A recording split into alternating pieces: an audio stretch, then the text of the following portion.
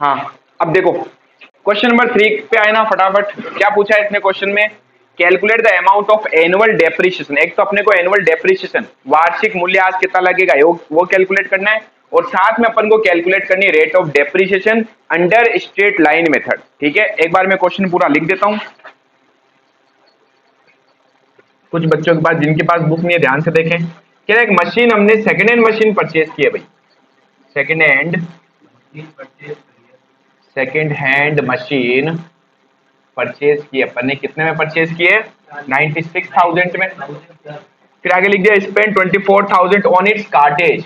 तो जब भी कभी आप कोई सेकेंड हैंड एसेट्स परचेज करते हो और उसके रिपेयरिंग पर एक तो फर्स्ट टाइम एक्सपेंस करोगे वो, और जब भी कार्टेज कैरीज यानी गाड़ी भाड़ा वगैरह उस पर पे करते हो तो ये हमेशा उसकी कॉस्ट में ऐड हो जाता है। तो ये एसेट्स हमारे लिए कितने के 96 प्लस इस पे 24,000 हमने क्या पे कर दिया? कार्टेज पे कर दिया। फिर आगे कह रहा है कार्टेज रिपेयर एंड इंस्टॉलेशन, यानी इसमें क्या क्या था? कार्टेज रिपेयर एंड इंस्टॉलेशन, ये सारे एक्सपेंस हमारे इसकी कॉस्ट में ऐड हो जाते हैं। ठीक है, फिर कह रहा है जिसकी यूजफुल लाइफ, लाइफ कितनी है भाई इसकी? 4 ईयर्स, 4 साल है, और जिसकी रेजिडुअल वैल्यू, रेजिड वैल्यू का मतलब क्या हुआ? रेजिड वैल्यू मतलब स्क्रैप वैल्यू, ये ध्यान रखना। कौन सी वैल्यू है? स्क्रैप वैल्यू, यानी इसकी आपको दे दी स्क्रैप वैल्यू, हिंदी में इसको बोलते हैं अवशिष्ट मूल्य।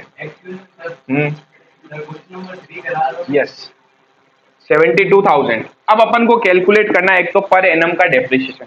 क्या कैलकुलेट करना है? तो देखो फॉर्मूला क्या था हमारा, कौन सा मेथड है? SLM method. हाँ, क्या बनाए मतलब? एक क्वेश्चन है बेटा ये, जिसमें क्वेश्चन ये कह रहा है हमने एक एसेट परचेज की कितने की? 96,000 की। उस पर हमने कार्टेज गाड़ी भाड़ा वगैरह रिपेयर विपेयर का खर्चा कर दिया 24,000 और। तो ये एसेट हमें कितने की पड़ गई? 1,20,000। ये एसेट 4 साल तक चलेगी अपने बिजनेस में। कितने साल चलेगी? 4 साल। और चौथे साल के एंड में जब मैं इस एसेट को बेच दूंगा तो बेचने से मुझे 72,000 72,000 मिल जाएंगे। अब क्वेश्चन ये जानना चाह रहा है हर साल आप एसेट्स कितने यूज ले रहे हो, यानी उसकी वैल्यू कितनी मार्केट की कम हो रही है, डेप्रिसिएशन कितना लग रहा है उसके ऊपर। ऐसा चूज लेंगे तो वैल्यू धीरे धीरे क्या होगी? कम होगी। वो कितनी कम हो रही है वो आपको कैलकुलेट करना है, और इसका एक फॉर्मूला है सिंपल सा। क्या फॉर्मूला हमारा? Depreciation per year, depreciation per year. क्या फॉर्मूला था? Original cost, original cost minus scrap value. ठीक है, इसको हिंदी में भी लिखा दूं, इसको कहते हैं मूल्यह्रास, प्रति वर्ष मूल्यह्रास, प्रति वर्ष मूल्यह्रास। यानी हर साल एसेट्स की वैल्यू कितनी कम होगी। ओरिजिनल कॉस्ट को क्या बोलते हैं? मूल लागत, मूल लागत माइनस अवशिष्ट मूल्य, अवशिष्ट मूल्य डिवाइड में क्या जाएगा? इसकी यूजफुल लाइफ, यूजफुल लाइफ यानी कितने साल तक एसेट चलेगी, उपयोगी जीवन काल, उपयोगी जीवन काल। ठीक है, अब सारी चीज आपके सामने पड़ी है। ओरिजिनल कॉस्ट का मतलब मैं पहले बता चुका हूं, जब आप किसी भी एसेट्स को परचेज करते हो, खरीदते हो, और खरीद के हमारे गोडाउन में लाने तक का जितना भी उसका खर्चा होता है वो सारी उसके ओरिजिनल कॉस्ट में ऐड हो जाता है। ठीक है, तो हमने खरीदी कितने में थी? 96 में। 24,000 का हमने इसके ऊपर और खर्चा कर दिया, तो ओरिजिनल कॉस्ट कितनी हो गई? 96,000 प्लस 24,000 माइनस स्क्रैप वैल्यू तो दिया हुआ ही है 72,000 डिवाइड बाय। पवन जी अगर मुझे इस बार लगा फंस रहे हो तो आज 50 बार हम क्वेश्चन लिखेंगे। नहीं मैं समझ गया, आपके बनने से पहले मैं समझ गया। सोच रहे हो, सोचते सोचते ऐसा लग गया ऐसे क्या जो क्या था क्या, या खुद की शक्ल देख लिया आईने में।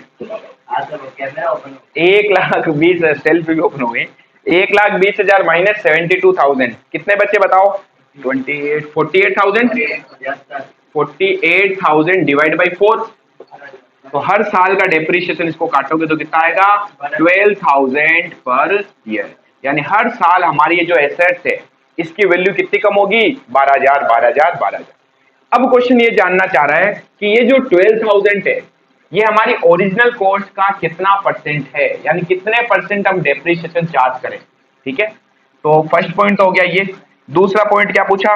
Rate of depreciation, rate of depreciation मूल्यह्रास की दर, मूल्यह्रास की दर। क्या फॉर्मूला था, कल मैंने लिखवाया था इसका फॉर्मूला, वापस याद करो। कल ही कराया बेटा, 4 साल पहले की बात नहीं बता रहा हूँ, 1947 में कराया था सर फॉर्मूला है निकम्मो। Depreciation per year, depreciation. अब से क्या होगा ना कि आप जब आओगे तो मैं कल जो पढ़ा है पहले उसको पूछूंगा, फिर आपको एंट्री दूंगा, अदरवाइज यहीं रुक जाओ, आज खड़े खड़े पढ़ेंगे अपन, उपछट रखिए अपन। करवा चौथ कोई भी रख लो बेटा, हैं पढ़ लो, नहीं तो करवा चौथ रखने वाला कोई आएगा नहीं बेटा। Depreciation per year divide by original cost multiply 100। Depreciation कितना है हर साल का, वो रहा 12,000, डिवाइड में ओरिजिनल कॉस्ट कितनी आई 1,20,000 इंटू 100, कितना आएगा 10% पर एनम वार्षिक। तो simple.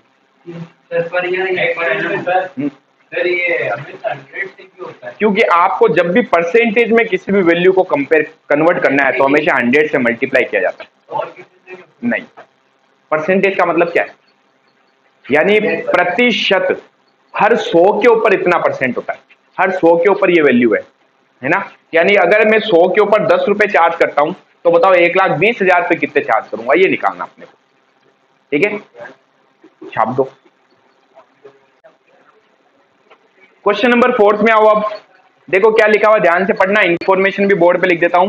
On 1st April 2019, X Limited purchased a machine costing rupees 4 lakh and spent 50,000 on its installation. तो हमने क्या किया इस बार, क्वेश्चन नंबर 4 में क्या लिखा है, हमने एक मशीन परचेज की है भाई। कब परचेज की, क्वेश्चन नंबर 4, 1 अप्रैल 2012 को हमने परचेज किया मशीन, परचेज मशीन कितने में परचेज किए, 4 लाख में, ठीक है। इसके ऊपर क्वेश्चन कह रहा है आपने इंस्टॉलेशन का एक्सपेंस किया भाई, इंस्टॉलेशन एक्सपेंस, हिंदी में इसको बोलते हैं स्थापना व्यय, स्थापना व्यय। कितने का खर्चा कर दिया आपने, 50,000 का। अब आपको नहीं लगता ये सर आपके लिए 4,50,000 की हो गई, 4 लाख में तो खरीदी, 50,000 और खर्चा कर दिया, तो अगर इसकी ओरिजिनल कॉस्ट पूछे क्वेश्चन तो इसकी ओरिजिनल कॉस्ट कितनी होगी, ओरिजिनल कॉस्ट जिसको अपन हिंदी में कहते हैं मूल लागत। सिर्फ हिंदी मीडियम वाले बच्चे ही हिंदी लिखें साथ में, इंग्लिश मीडियम वाले ओनली इंग्लिश लिखेंगे, ठीक है। मूल लागत कितनी है, 4,50,000, ठीक है।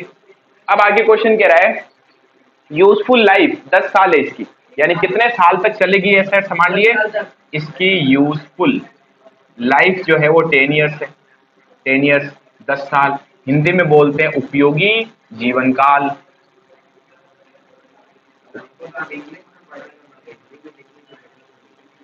देखो जरूरत इसलिए है कि अगर आपके क्वेश्चंस पढ़ रहे हो, जैसे ये है, इनके स्कूल में हिंदी में भी पढ़ा रहे हैं, नहीं इनको थोड़ी दिक्कत आ रही है ना, तो साथ इनको भी हैबिचुअल होने में टाइम लगेगा, है ना, इनके भी थोड़ा इंग्लिश में प्रॉब्लम रहती है, तो मैंने कहा साथ साथ में हिंदी भी लिखाता रहूं ताकि हिंदी मीडियम वालों को दोनों चीजें याद हो। अकाउंट्स की बात करें, कैसे समझो बेटा कृष्णा, एक वो कृष्णा एक ये कृष्णा, बताओ। अगला अच्छे से समझना तन्मय, ठीक है, पूरा क्वेश्चन आना चाहिए दिमाग में इस बार, क्योंकि अब इतना टाइम नहीं है कि मैं आपको टाइम दो बेटा, 4-5 दिन रुको फिर आएगा, हाँ अब हाथवान समझना है, ठीक है। रेजिडुअल वैल्यू, रेजिडुअल वैल्यू कितनी है इसकी, रेजिडुअल वैल्यू जिसको अपन कह सकते हैं स्क्रैप वैल्यू। स्क्रैप वैल्यू का मतलब क्या होता है कि अगर इस एसेट्स को अपन आफ्टर 10 ईयर्स 10 साल कंप्लीट होने के बाद में बेचे तो कितने रुपए अपन को कबाड़ वाला भी दे दे, कितने दे रहा है, 50,000, ठीक है। अब क्वेश्चन आपसे पूछ क्या रहा है, क्वेश्चन कह रहा है पहली चीज तो find the amount of annual depreciation, वार्षिक मूल्यह्रास कितना लगेगा, एक तो ये आपको निकालना है। दूसरा कह रहा है according to the fix installment method, मैंने बताया था एसएलएम का एक और नाम है फिक्स इंस्टॉलमेंट मेथड, भी एसएलएम मेथड ही होता है, स्ट्रेट लाइन मेथड ही होता है, ठीक है। स्ट्रेट लाइन मेथड से आपको क्या करना है, annual डेप्शन and prepare machine account for the first 3 years, पहले 3 साल का इस बार मशीन अकाउंट भी बनाना है, जो आप बोल रहे थे फिर अकाउंट बनाओ, ठीक है। तो अब अपन क्या करेंगे, सबसे पहले 3 साल का अकाउंट बनाने के लिए अपन को हर साल डेप्रिसिएशन भी तो पता होना चाहिए। यहां अपन अकाउंट बना लेंगे, इधर मैं कैलकुलेट कर रहा हूं हमारा डेप्रिसिएशन, ठीक है। तो वर्किंग नोट नंबर फर्स्ट, आप पहले वर्किंग नोट उतारना, उसके नीचे अकाउंट बनाना, ठीक है। क्या कैलकुलेशन करें? Calculation of depreciation per year. हर साल का डेप्रिसिएशन कितना होगा? प्रति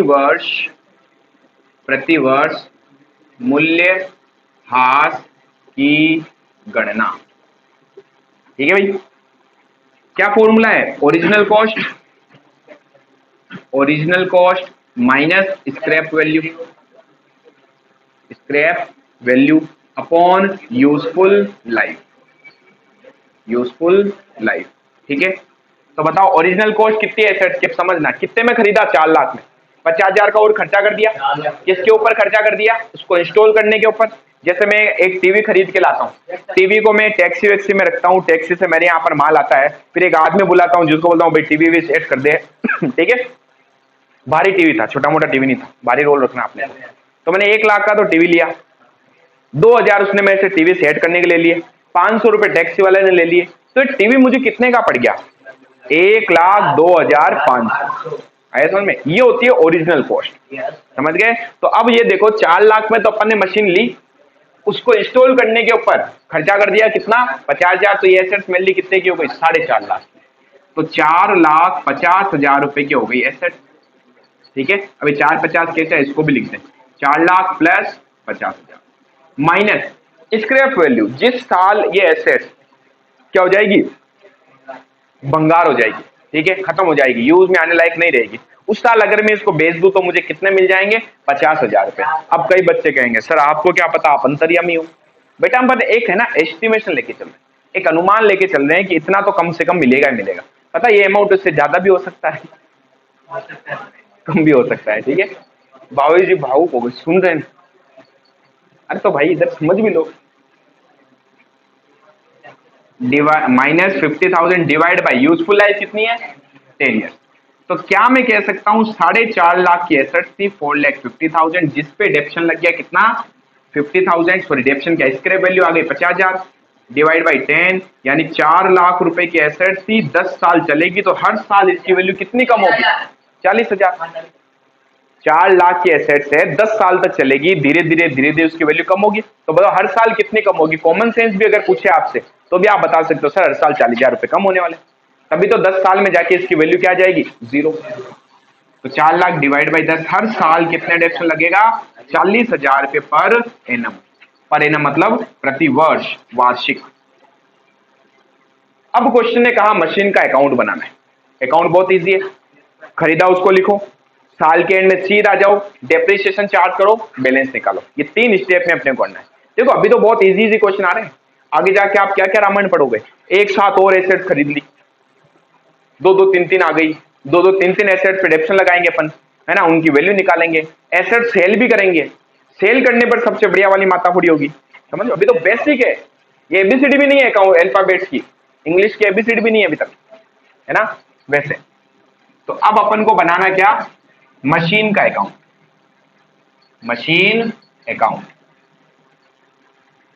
date, particular, JF, amount, date, particular, JF, amount. पहले आप क्या करोगे? पहले वर्किंग नोट उतारोगे, ध्यान रखना। पहला स्टेप ये है, सेकंड स्टेप ये, ठीक है। एग्जाम में भी आपको क्योंकि पहले पता तो होना चाहिए ना, डेप्शन लगेगा कि तब जाके डेप्शन लगाओगे।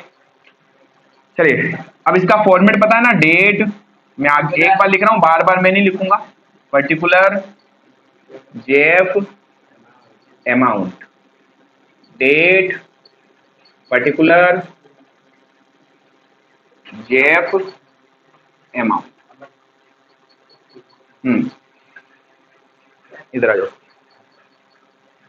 सबसे पहले हमने मशीन खरीदी, क्या एंट्री करते हैं मशीन परचेज करने पर? Machine account debit to bank, पैसा गया हमारे यहाँ से। किस दिन मशीन ली? 1 अप्रैल 2012 को।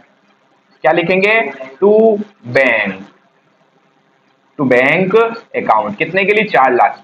और इसी दिन हमने 50,000 का और एक्सपेंस किया, तो मैंने 12 कैसे लिखा? ये लो 19 ले लो, ठीक है, यही बुक है ना? ओके, भूतकाल में चले गए फिर टू बैंक। अब बताओ 50,000 इसके ऊपर और हमने इंस्टॉलेशन का एक्सपेंस कर दिया, तो हमारी एसेट कितनी हो गई? 4.5 लाख। अब सीधा साल के एंड में आना है और क्या लगाना है? डेप्रीशिएशन। कितना डेप्रिसिएशन लगेगा वो हमने निकाल रखा है यहाँ पर।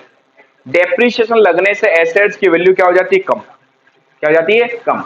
एसेट्स बढ़ने पर डेबिट होती है, बढ़ाए ना, कम होने पर क्रेडिट कर दो। क्या लिखूंगा? साल के एंड में। और साल क्वेश्चन में बोला बुक्स कब क्लोज हो रही? 31 मार्च को, तो 31 मार्च 19 में स्टार्ट हुआ तो 31 मार्च 2020 में बुक्स क्लोज होगी।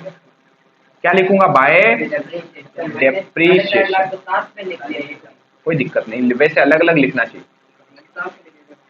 अब एनुअल डेप्रिसिएशन ये रहा, एक साल का कितना? 40,000। अब बताओ पहला साल हुआ खत्म हुआ, पहले साल के स्टार्टिंग में ये एसेट्स आपके पास 4,50,000 रुपए की हुआ करती थी। हाँ, ये रहा, खर्चा किया ना इसके ऊपर हमने, और 4 लाख तो खरीदा, इंश्योरेंस नहीं है, इंस्टॉलेशन है। इंश्योरेंस 31 मार्च 20 bye balance CD, balancing figure. 450 में 40 गए तो 4,10,000। फिर पिछला बैलेंस आगे लेके आओ।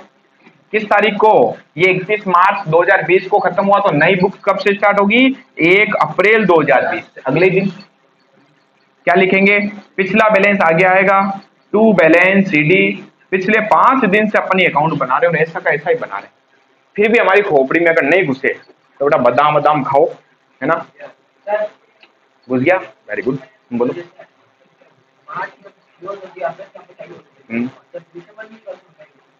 2 साल चलते अकाउंटिंग है, जनवरी से स्टार्ट हो गया या तो दिसंबर में खत्म होगा, या अगर अप्रैल में स्टार्ट हुआ है तो मार्च में खत्म होगा। क्वेश्चन बताएगा बुक्स कब क्लोज हो रही है, बोलेगा आपको, जैसे इस क्वेश्चन बोला हुआ इसने है। फिर साल खत्म हुआ 31 मार्च 2021 को, क्या लिखूंगा? By depreciation. बताओ कितना डेप्रिसिएशन लगेगा? अगेन 40,000। एसएलएम मेथड में अगर आप पूरे 12 महीने एसेट्स यूज लेते हो तो बता हर साल उस एसेट्स पे जो डेप्रिसिएशन है वो बराबर आएगा। एसएलएम मेथड है, ठीक है? तो छोटी छोटी चीजें ध्यान रखो इनको। फिर 31 मार्च 21 को वापस क्या निकाल लूंगा भाई? बैलेंस। 3 साल का पूछा है ना अकाउंट, तो 4,10,000 रुपए की एसेट्स थी, 4,10,000 में से कितने गए वापस? 40,000, तो बच गए 3,70,000 बाय बैलेंस सीडी। बोलो।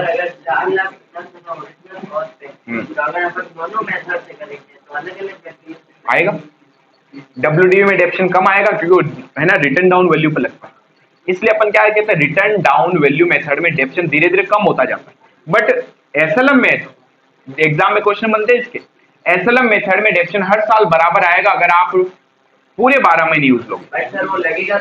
ओरिजिनल कॉस्ट, हाँ, डब्ल्यूडीवी बैलेंस पे लगेगा।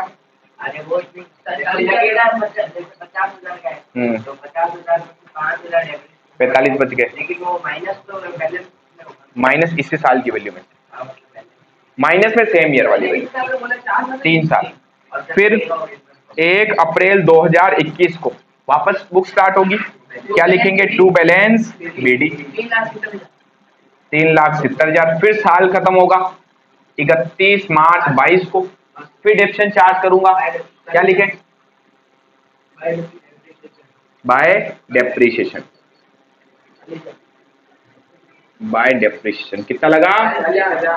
40,000। अब क्योंकि आखिरी साल था, 3 साल का ही बोला है क्वेश्चन है, तो 3 साल के बनाने, ज्यादा सेवा अपने को करनी नहीं है, ठीक है? अब बताओ इस साल हमारी एसेट 370 की थी, 370 में से 40,000 क्या लग गया? डेप्रीशिएशन, तो वैल्यू बच गई 3,30,000। 31 मार्च 2022 को क्या लिखेंगे? By balance c d. So simple, छापो।